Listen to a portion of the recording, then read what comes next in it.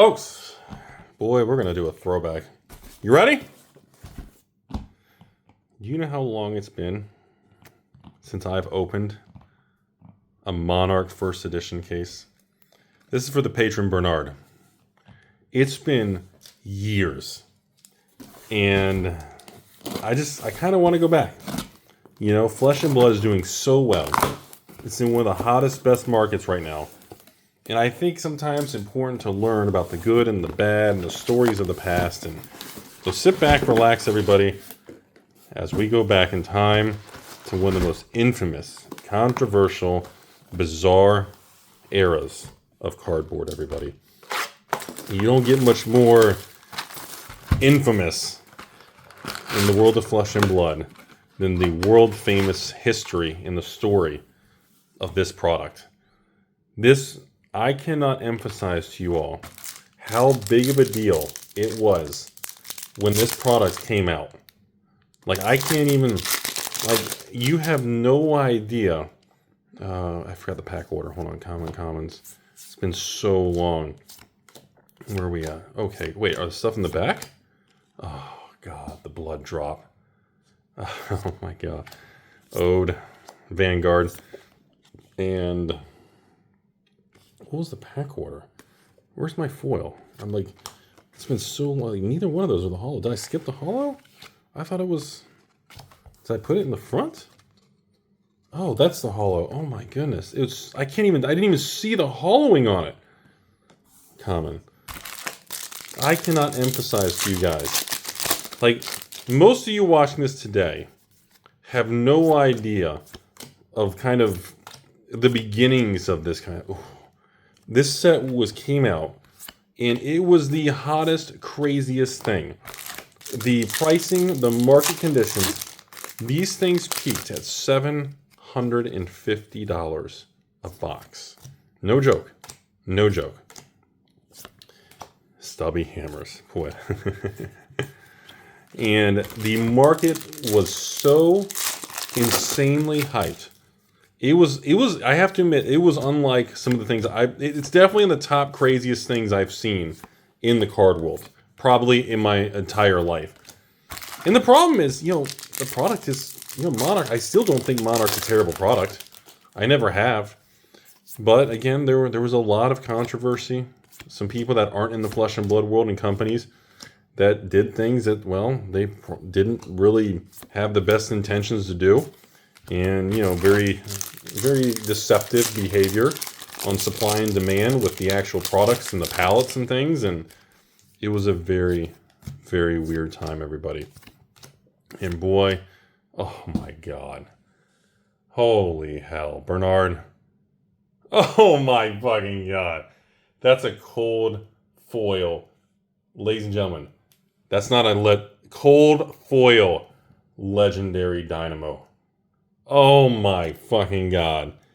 Do you, I feel like right now, oh my God, look at this pack, man. Our first Majestic of the pack, Soul Food.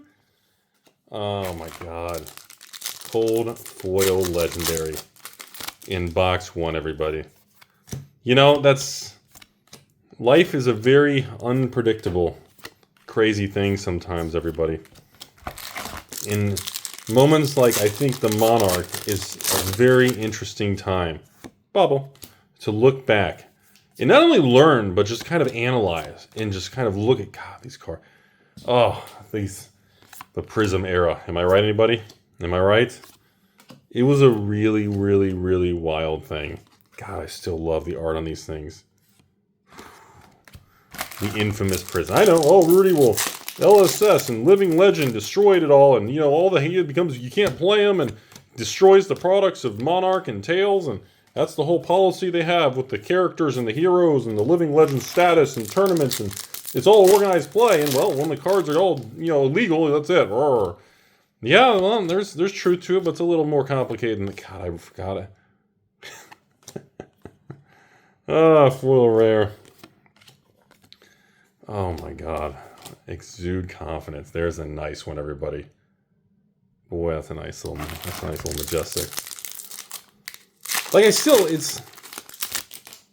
it's so weird, hell, after all these years. you know, the cards in the set, it still feels good to me, but just like, it's like the name, Galaxy Black.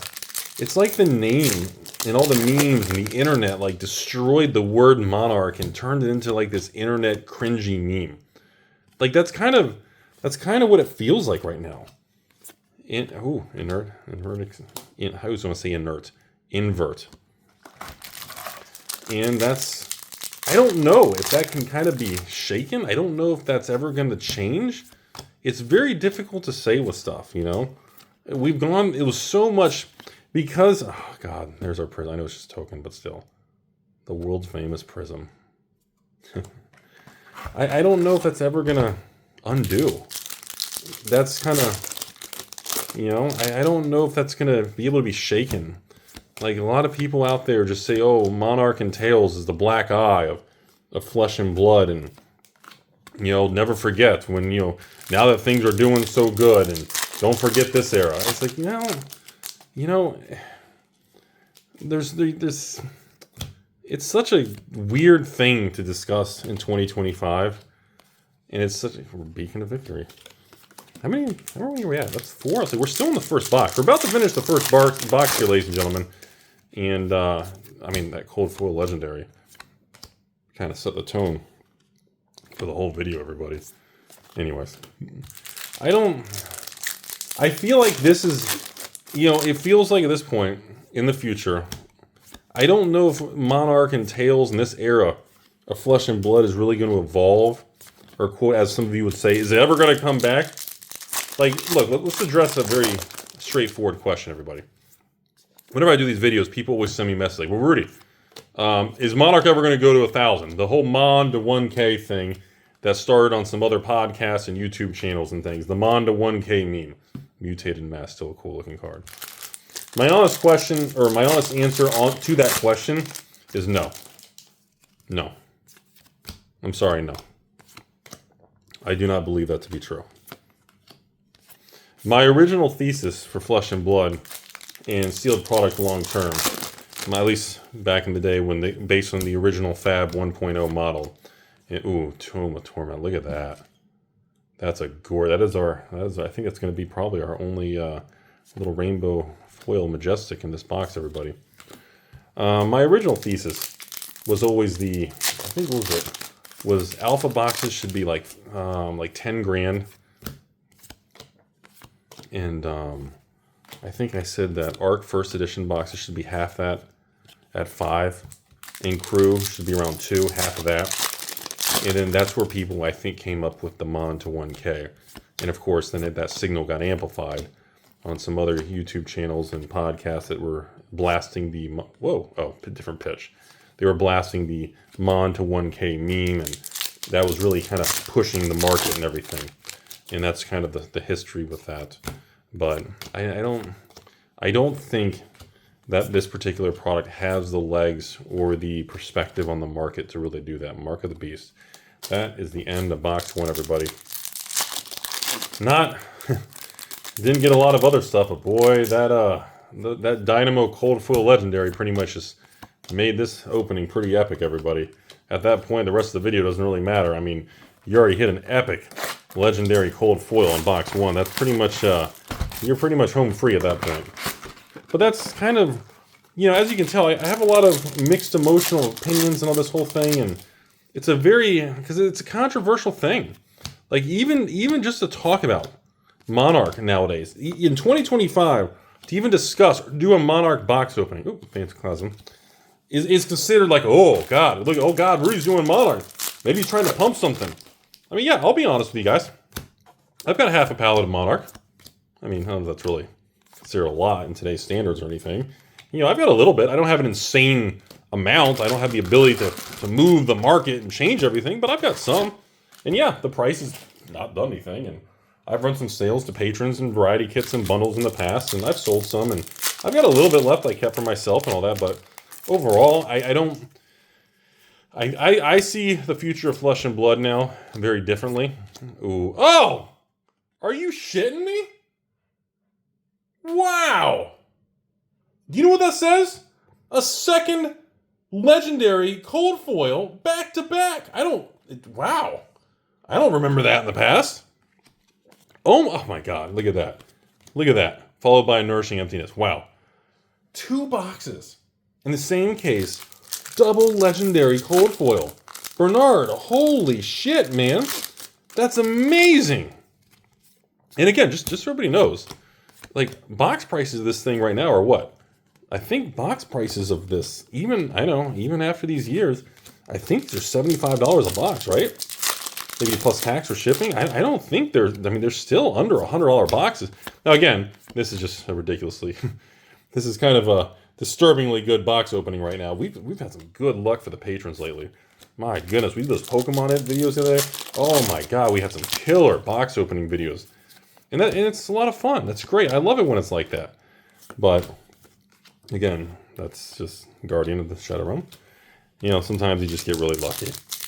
But I still think the flavor, the art, the whole Monarch thing that happened was it's still a gorgeous, fun product. It's just, yeah, there's the Riftbond. I remember that cool playmat.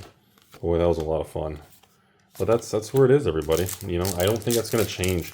I think Flesh and Blood moves forward, builds a whole new empire, a whole new future, and I think it does really well. But, I'm going to be honest with you all, I don't think that future and that success of a Flesh and Blood in the future, I don't think that's going to have anything to do with Monarch. That's my opinion. Like, I don't even think Flesh and Blood and the company LSS, like, I don't think they're going to make like a Monarch 2. At least, I mean, they'll make probably themes related to it, but they're not going to call it Monarch. At this point in time, it's like just the name. The word Monarch now has become this tainted word. Like, oh God, little Monarch. I heard about those stories. You know, that's the downside of what's happened to certain things and what happens on the internet. So I think that's really the biggest story with it. That's where I think the biggest problem is. That's where I think the growth and the issue is going to remain, well, stunted and bad, because just so many people, and if you Google it and everything, or if you go on YouTube and you look things up, all this stuff, and people aren't going to look at all the cool videos and things, and the spoiler videos, and all the work that content creators put into the spoilers and the set, and the decks and the tech, and the prism and like, I don't think that doesn't come up. That's not how social media, oh God, these cards. That's not how it works. Kane back in the day. The problem is all that's going to come up is all this negative scam, crash, manipulation, and that's the problem with the internet. And that's why I believe, I don't think the future of Flesh and Blood, and I do think they've got a massive future ahead of them, and I think they're going to do really well, especially people are just, Flesh and Blood now is doing better than I've seen in flipping ages, everybody. I can't describe to you all how good Flesh and Blood is doing now. Like, it's off the chart good, everybody. That's kind of my attitude with you guys. Like, the game is just, you had Misty, Rosetta. I mean, I feel like ever since Heavy Hitters hit, no pun intended, I think Heavy Hitters was at the beginning of 2024, right? Was it the beginning of 2024? Heavy Hitters came out.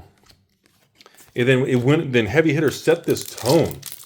Like, it's crazy. Like, it feels like Flesh and Blood bottomed out at Bright Lights, and then it feels like something changed. Like, the Heavy Hitters to me felt like a WTR, like more of a melee combat, hand-to-hand, gritty, rooted evil. It feels like it feels more of like a fighting set, just a very blunt, raw, Pound Town type set. And then after that, what happened?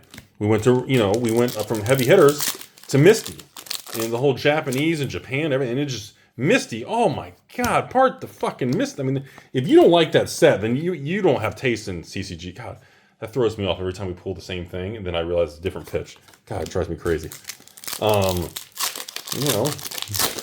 Then Rosetta came out. Nobody thought anything of it. Then the Hunted came out. And every time one of these sets came out, the momentum just built. And it did better and better. And now the market's back to this crazy, dimensional. Okay, that's a Foil Majestic. We don't get many of those. That's why it always catches my attention there, folks. Foil Majestics are still a thing. Or Foil Majestics used to be a thing. I don't know if they still are. Does anybody? At least they used to be. I don't know if they like now. I don't. Maybe not in Monarch because you guys are. Everybody hates Monarch. But all right. Anyways, that is the end of box 2, ladies and gentlemen. Bernard, I can't believe because I know essentially the comment section on this is going to be this. It's going to ooh bolting blade. Haven't seen you in a while. God, I remember that piece of art. Swing with a sword. That's the end of box 2, everybody. We're going to go to the second half of the video now. I mean, we're at 2 boxes in, and pretty much you've got some really cool rares. We got a few really nice Majestics there, but this box is pretty much this video or these 2 cards. You know, I still think the full Majestics. They used to be a really good chase thing, but I feel like the cold foil legendaries are kind of the tone.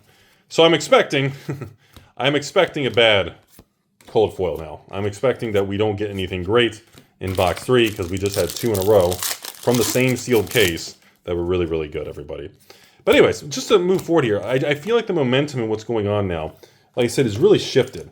I feel like ever since Heavy Hitters Forward is like, you know, the Fab 2.0 really got it gripping. It really just, the print runs and how much supply and how the single card price. Oh, God.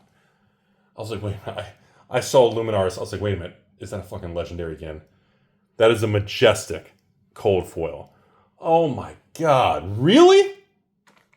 Like, I know you guys are going to laugh, but Valiant Thrust. Back-to-back Valiant Thrust. I know you guys are going to laugh at me. If this was opened at Monarch's release right now, this video, people would be losing their mind. Like a flippin' carry-on and a dynamo. Like, followed by a Majestic. I can't emphasize enough how big of a deal this would be if we had actually opened this at the beginning. Now, I'm sure you guys are going to price check it. I have no idea the single card value. I mean, I'm assuming the single card value is essentially next to nothing because, well, the boxes online are so cheap. That's the market's way of saying that the cards within inside the box don't have any value. So I'm assuming these cards, like, are cold foil legendaries, like, are they still worth anything?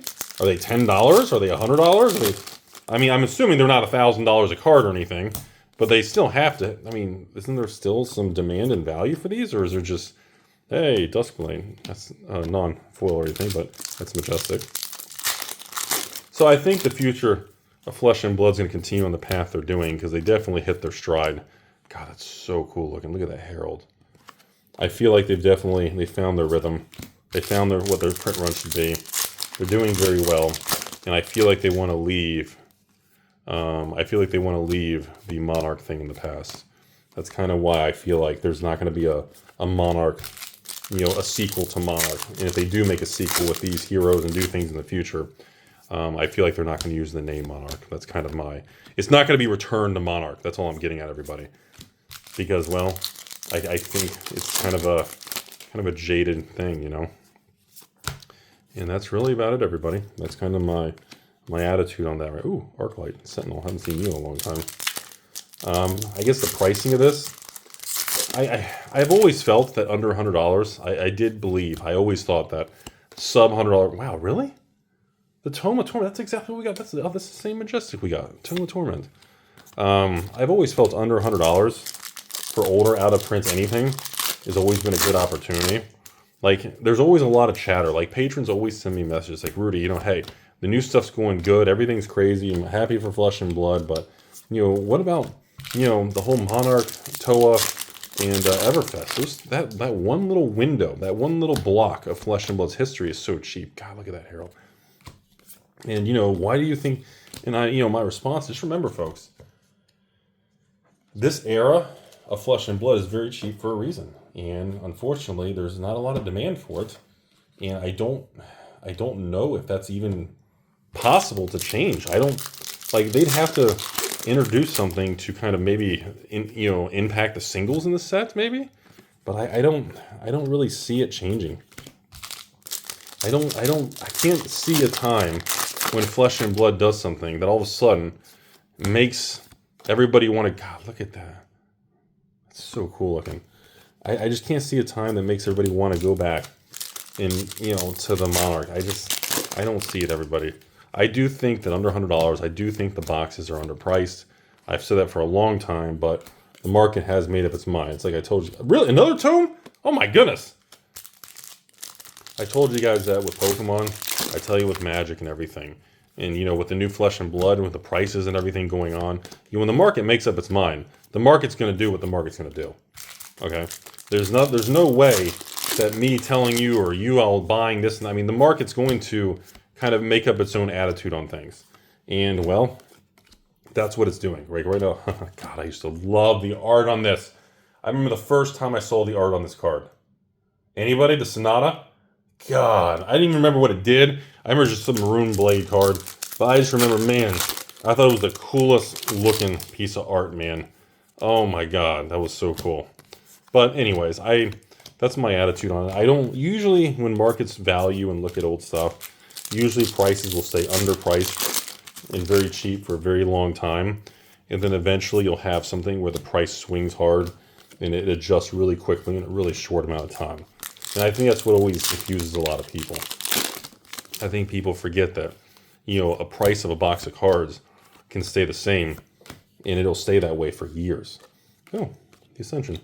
And then out of nowhere, you know, after 5 years in a row of something being, you know, $75 a box, you know, on year 6 or 7, it can, out of nowhere, it can double or triple in price. And that always confuses a lot of people because people always assume that pricing and, you know, things should be a little bit more linear, and they're not. Markets in the real world, hey, look at that. Tear limb from limb. We actually got a brute fucking foil majestic there. All right. Well, 4 majestic. Wait a minute. No, that's still, I thought we had 7. Never mind. Okay, never mind. All right. That was box 3. Still decent.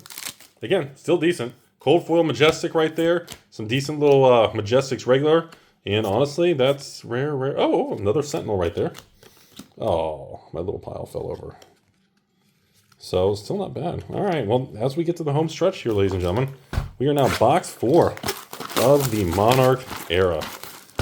I can't believe I'm doing a Monarch video. Yeah, like I told you, it's been so long. I was like, dude, I was like, when I was like, dude, I got to add this to the patron list to do a box opening. It's been so long since we've done one of these box openings. Oh, starting off. Look at that Cataclysm. Oh. Cold foil rainbow majestic. Well, I gotta admit, Bernard, that's a nice way to start box 4, everybody. That's exactly what we're talking about. All right, here we go. Rare. Okay. All right, everybody. So as we move through the valley of the shadow of cardboard, we are in the close here. Foil rare. Let's see if last box. No, inert. Another inert. God, I did it again. Inert. It's an invert existence for majestic. God, I do that every time. God, it drives me crazy. Full common over. All right, where we got them. Humility and muscles. Well, I think that's about all I have to share with Monarch, everybody. I guess we're getting towards the end of the video, so I'll finally start talking about the new stuff. We kind of weed everybody out to the end of the video there. Ooh, Genesis. I forgot about it. I kept thinking that was a Tales of Aria card. It's the framework that always gets me on that. So, we're at the end of the video.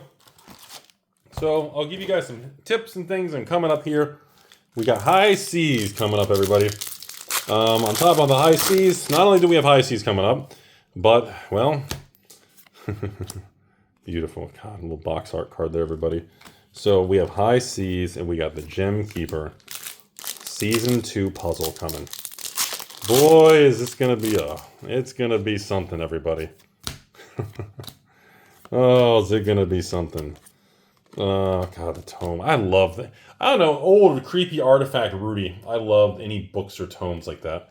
I always think that's a really cool thing. So anyways, from what I gather, Flesh and Blood's very happy. Ellis is very happy with the direction of the game, the market conditions and everything.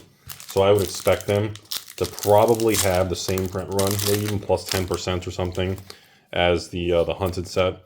And I'm going to assume they really like what's going on, and they like the way the market's treating their product and pricing it and prospecting it. I think that's probably going to stay the same. Now, what does that mean for high C's? Well, I haven't made a bunch of videos yet because we're still a little ways out. But if you guys haven't heard by now, so it does look like High Seas is going to have a little golden treasure pack. I think it's in every box. I believe they're having a nice little golden treasure thing inside of the product. And I think people are going to be pretty crazy about it, I think. And then, of course, I'm hearing rumors about this little, the new heroes in it. Ooh, Soul Food Majestic. I'm hearing rumors about the new heroes. And some very attractive outfits. Some people sent me some messages saying, Rudy, I heard about Flesh and Blood, and they're going to be in their new set. They have some heroes and some, are they going in the direction of Weiss Schwartz with some more attractive, curvy women? I said, I'm not really sure. I mean, I don't know the details. I don't know what the company plans on doing. But yeah, there's already quite a bit of chatter and quite a bit of demand and people going wound up just because, well, there are some very curvy, healthy ladies looking on the artwork. And, ooh, Ascension. And yeah, that is going to have an impact. I've always talked about that. No matter what the internet social media machine tells you, you do that kind of stuff and you're going to sell more stuff. The prices are going to go up. And we call that the waifu. Was it the wafu? The waifu? The waifu tax? You put attractive women on your cards when 90% of your audience, or 99%, another dimensional, is pretty much young men and pretty much guys in the age of 16 and what, 30? They're probably going to bid up the price. And that does appear to be some early indicators and rumors, not to mention about the new classes, including Necromancer and another one. And I am hearing quite a bit of shenanigans about interactions and some new archetypes and some new support cards. And I've been hearing a lot of chatter. So I don't know what that means long term. I know short term, a lot of people are going to be very aggressive in buying these, and it is going to be a thing, everybody. Another Herald over here, everybody. By the way, we're in the last couple packs. We have no cold foil. So are we going to end this video on a fizzle? Are we going to get in the close here? I was like, am I missing it? We only got 3-4 packs left. Okay, it's definitely making me go, Oh, did I miss something? Oh, that was a foil common, really? I was like, 3 packs left, hold on. Moment of silence here. Come on. End of the video here, or we're not gonna, oh, God! Shut the front door! Oh my God! Oh my God! Unbelievable! Unbelievable! 3 legendary cold foils in a single case of Monarch. We just hit the footsteps in box 4. Nice little dread sight there at the end too. Dude, this case, I know it's over now. This is probably one of the craziest single case openings of Monarch I've ever seen. Thanks for watching, everybody. Thanks, Legend Story Studios or LSS or James, maybe you guys watch this stuff still. Thanks for continuing to support me. It's been a long road. A lot of drama and craziness, but boy, what a ride. Wouldn't change it for the world, folks. Thanks for all the support, everybody.